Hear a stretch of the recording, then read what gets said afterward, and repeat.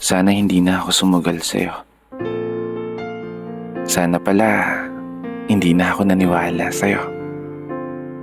Nang sana hindi ako nabiktima sa mga salitang hindi ako mawawala sa tabi mo. Scam lang pala yun. Lahat ng mga pangarap, lahat ng mga plano na ginuhit nating magkasama, bigla na lang naglaho na parang isang bula. Alam mo, akala ko dati ako na yung pinakamaswerteng tao sa mundo dahil nagkaroon ako at binigyan ako ng gaya mo. Gaya mo na nagpasaya, nagbigay ng kulay sa magulo kong mundo. Kaso nung una lang pala at sa bandang huli, ikaw rin ang magiging dahilan sa pagkawasak nito. Buwisit ka rin kasi. Matapos mo akong pakiligin at pasayahin nung umpisa, heto ka ngayon.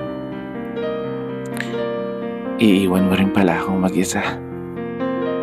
Sana talaga nalaman ko ng mas maaga pa para hindi na ako umasa.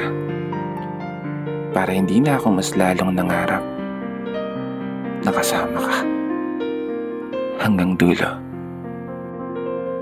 Pero ganun pa man, hindi ko pinagsisisihan na dumating ka sa buhay ko. Kasi kahit papaano, bitbit ko yung aral mula sa'yo. Aral na palagi kong babaunin sa puntong ito. Magiging okay din ako. At darating din ang araw na makakaya ko ng titigan ng mga mata mo at ngumiti sa'yo nang wala nang nararamdaman na kahit ano, kundi ang saya lang. Dahil sa wakas, nakalaya na rin ako sa sitwasyon na hindi ko naman talaga deserve.